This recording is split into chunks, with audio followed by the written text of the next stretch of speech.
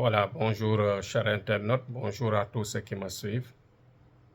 Aujourd'hui, je parlerai toujours dans le sillage de l'explication des esprits dans les deux sens.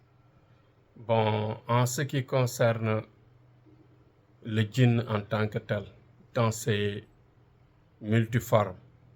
Mais avant cela, comme d'habitude, nous allons formuler les prières à l'endroit des morts et puis prier pour eux pour que la terre leur soit légère et que Dieu les accueille au paradis Firdaus.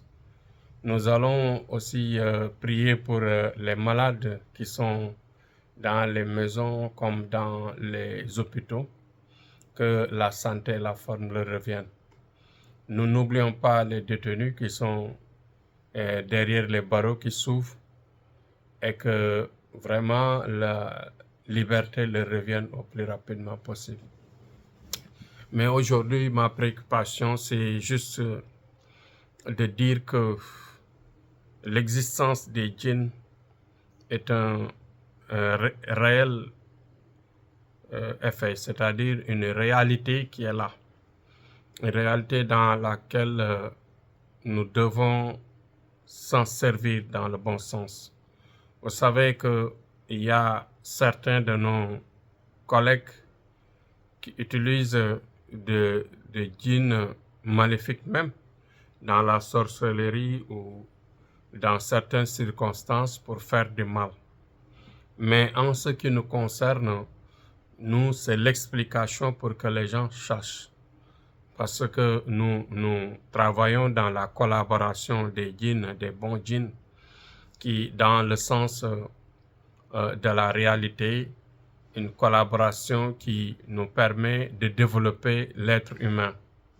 Vous savez que l'être humain est un innocent qui a besoin d'aide. Besoin d'aide dans la mesure où, dans certaines circonstances, l'homme en tant que tel est très faible par rapport à une situation donnée. Surtout quand il s'agit de compétir, quand il s'agit de vouloir attirer ou retirer ou gagner je dirais, un duel ou courir derrière un projet. Dans tous ces cas-là, l'homme a besoin d'aide. Dans certaines circonstances, l'aide doit être surnaturelle. Parce que c'est des cas, je parle des cas où, par exemple, toute la possibilité de l'être humain là-bas est à terme.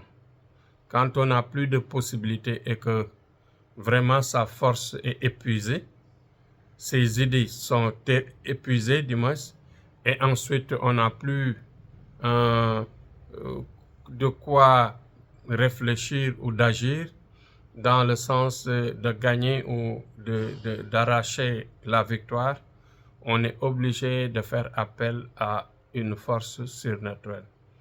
Parce que dans la vie, dans notre jargon, nous travaillons juste pour la prière. Vous savez que la prière est une séance extrêmement large. On peut prier à Dieu directement. On peut prier pour amener l'aide ou bien donner des directives à des êtres invisibles comme les djinns, dans le bon sens comme dans le mauvais sens. Vous savez que les djinns sont comme nous. Parmi eux, il y a des bons et des mauvais. Il y a les bons qui, parfois, on les utilise nous. On les utilise dans le sens de soigner. Dans le sens de soigner, comment, par exemple, des gens qui sont atteints mystiquement par des mauvais sorts. Par exemple, dans ce cas où nous sommes obligés d'envoyer des missionnaires djinns qui vont déterrer, qui vont détacher, qui vont dénouer, ou même qui vont parfois déplacer des effets négatifs, des effets d'attaque, des effets très mauvais pour la personne qu'il faut enlever d'ardard. Et dans ces situations, si par exemple nous l'envoyons pour enlever le mal, automatiquement la personne guérit. Si la personne guérit, on gagne non seulement la confiance du client, mais aussi on est récompensé par Allah. Pourquoi? Parce que cette mission est une mission noble, où on est en train d'aider des humains, on est en train de gagner aussi des humains. Et ensuite, on gagne du côté de l'au-delà. Parce que si on fait du bien, tôt ou tard, la récompense arrivera. Parce que tout ce que la personne fait, il gagne ou il échoue. Quand tu fais du mal, le mal restera sur ton dos. Quand tu fais du bien, le bien restera sur ton dos. Donc, dans ce sens, dans ce cas-là, nous, notre situation, nous utilisons de bons djinns. Nous utilisons des djinns musulmans, des djinns responsables qui ne veulent pas faire du mal, qui ne font du mal à personne, qui ne font du mal à qui que ce soit. C'est pourquoi nous, en travaillant avec eux, on parvient à enrichir des gens qui ont besoin de richesse. On travaille avec eux pour relever des gens qui sont à genoux ou bien assis ou bien complètement à terre, pour les débloquer, pour les aider à se relever dans leur situation de travail, ou bien parfois des gens qui sont bloqués dans le sens de la relation, qui ne parviennent pas à avoir de bonnes relations, de relations sentimentales comme de relations collaboratives, c'est-à-dire des relations qui collaborent, des relations collaborateurs, dans le sens bien sûr de trouver de la clientèle, de trouver de bonnes relations dans le travail que nous menons. Donc c'est dans ce sens-là que nous agissons. C'est dans ce sens-là que nous travaillons avec eux. C'est pourquoi nous disons que les djinns dans le monde, ils sont extrêmement puissants, mais très utiles pour nous. Les djinns sont utiles, voilà, très utiles, parce qu'ils nous aident à nous développer. Ils nous accompagnent à nous protéger. Ils nous accompagnent à réussir sur beaucoup de choses. Même avec la protection, ils sont très forts. Par exemple, nos ancêtres qui partaient à la guerre mondiale, aux deux guerres mondiales même, il arrivait que parfois du côté de la protection de la peau, les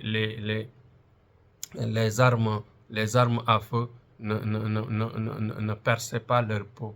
Et qu'à un certain moment même, les Blancs, les Français disaient que les Africains ne meurent pas. Pourquoi? Parce qu'il y avait cette protection. Et cette protection n'est rien d'autre qu'un accompagnement de djinns. Des djinns très forts, sérieux, des djinns très puissants qui agissent dans le sens, bien sûr, de protéger la peau. Nous avons ces sciences-là, nous avons ces médicaments-là. Des médicaments très efficaces et très bons pour les militaires qui vont en guerre. On peut les aider, on peut leur donner ça, et ça peut coûter un peu cher maintenant parce que ça accompagne beaucoup de sacrifices et surtout des aides, des sacrifices animaux qui nous permet bien sûr de conserver l'âme et la vie de la personne à qui nous donnons bien sûr cette protection, cette ceinture de protection. Donc, protection dans le sens de protéger la peau et que rien ne peut percer, ni le fer, ni le feu. Ça ne percera pas, en tout cas, ça ne percera pas la peau. Donc, c'est lié à une protection d'accompagnement avec un djinn qui est vraiment musulman, bon dans tous les sens. Maintenant, si vous voyez que j'insiste beaucoup J'insiste trop sur cela parce que nous travaillons tous les jours pour faire gagner des gens à la bonne vie, à la belle vie. Mais malheureusement, certaines personnes sont apeurées. Ils ont raison. Ces gens-là ont raison. Parce que, vu, par exemple, les attaques maléfiques que les djinns sorciers font à certaines personnes, les gens peuvent douter de cela parce que tout simplement, il y a des gens qui, malheureusement, en naissant, sont accompagnés de djinns maléfiques. Ces djinns maléfiques, on les dit les mauvais djinns. Les mauvais djinns, parfois, on peut vous jeter un sort. Cela peut vous suivre. Ces djinns-là peuvent adhérer à vous parce que ils vous aiment. Par exemple, ils vous aiment par amour.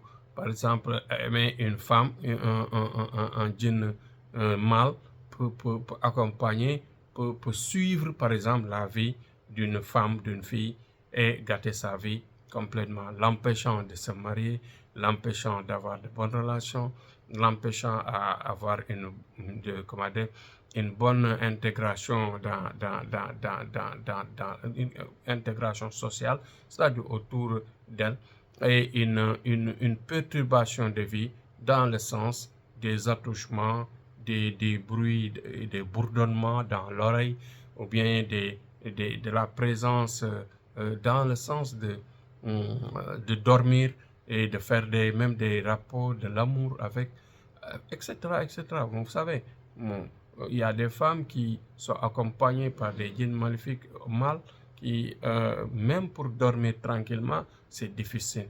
À chaque fois, je ne parle pas de rêve, elles ne rêvent même pas. Les attouchements sont réels. Les attouchements, les rapports sexuels sont réels. Parfois, tu as des rapports jusqu'à avoir le sexe très, très, très mouillé. Voilà. Donc, cela veut dire que effectivement, il y a la présence qui vous suit. Par exemple, un djinn qui vous accompagne peut vous perturber et vous suivre dans la maison, et vous accompagner dans les toilettes, dans les cuisines, dans les chambres, etc. Donc, à chaque fois que tu bouges dans la maison, ils te suivent et surtout, ces djinns-là aiment la solitude. Aiment par exemple les gens solitaires, les gens qui ne bougent pas beaucoup, les gens qui ne parlent pas beaucoup. En général, ces gens-là sont isolés, mais malheureusement sont accompagnés et bloqués par ces races de djinns-là. Il s'agit par exemple, quand il s'agit par exemple des hommes, du côté des hommes aussi c'est la même chose, mais c'est moins fatigant. Il y a des hommes qui sont accompagnés par des djinns qui sont femelles, mais qui les suivent, qui les empêchent de se marier, qui les empêchent d'avoir des enfants, qui les empêchent d'avoir de bonnes relations, d'avoir l'équilibre dans le milieu de travail, dans les lieux de travail, d'avoir une bonne intégration sociale autour de vous là. En tout cas, toutes les relations qui peuvent vous avantager, qui sont avantageuses à vous, ces relations-là, elles ne marcheront pas comme il faut.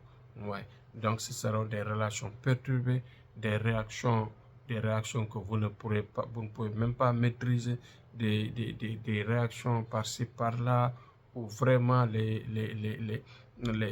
gens ne vous comprennent pas en fin de compte. Donc, c'est des vies perturbées. Là, ceux qui le font, ce sont des djinns qui sont maléfiques, faiseurs de mal. Comme il existe chez les hommes des personnes qui font du mal, qui agressent les personnes, qui volent les gens, qui perturbent les familles, qui agressent, qui violent, etc. C'est ça. Donc, c'est la même chose. Du côté des djinns comme du côté des humains, il y a des bons ici, il y a des mauvais là-bas. Donc, dans tous les deux cas. C'était un rappel qui va vous aider, qui va vous donner la chance et la force de croire à la collaboration que nous faisons. parce que c'est une collaboration qui peut aider à l'homme de s'enrichir, de se développer, de se protéger et d'avoir une vie vraiment accompagnée par une force surnaturelle. Cette force surnaturelle, nous tous, nous en avons besoin. Si vous voyez que nous sommes un peu différents de vous, c'est juste parce que nous avons une force surnaturelle qui nous suit, qui nous dicte, qui nous parle, qui nous aide dans les travaux, dans les prières, dans la force d'énergie, la force qui nous donne de l'énergie à pouvoir résister au sommeil, à pouvoir résister bien sûr aux douleurs, aux souffrances, à toutes les choses négatives qui tournent autour de nous. Parce que dans la vie, il y a peu de plaisir. Tout le reste, ce ne sont que des souffrances. Et quand tu n'es pas fort, quand tu n'es pas bien debout, là, ta vie devient perturbée. Donc, vive la collaboration, vive les djinns qui sont bien pour nous, qui sont vraiment sérieux pour nous. Là, c'était le sujet du jour. N'oubliez pas de vous abonner, n'oubliez pas de lire les vidéos correctement et de faire les partages. Abonnez-vous, partagez les vidéos et aimez les vidéos. C'était Thierno Amadou. Demain, je vais revenir encore approfondir d'autres points parce que les gens nous interpellent à tout moment. Thierno, parle-moi de ceci, pourquoi vous parlez de collaboration et que mon papa ou bien mon grand-père marabout m'a dit qu'il y a des djinns qui me suivent, qui m'ont gâté la vie, etc. Donc voilà l'explication. Soyez rassurés et Inch'Allah, on vous aidera à vous développer, à vous relever. Nos djinns qui sont de bonnes intentions vous aideront à vous relever et à surtout chasser les mauvais qui vous suivent. Merci, à demain.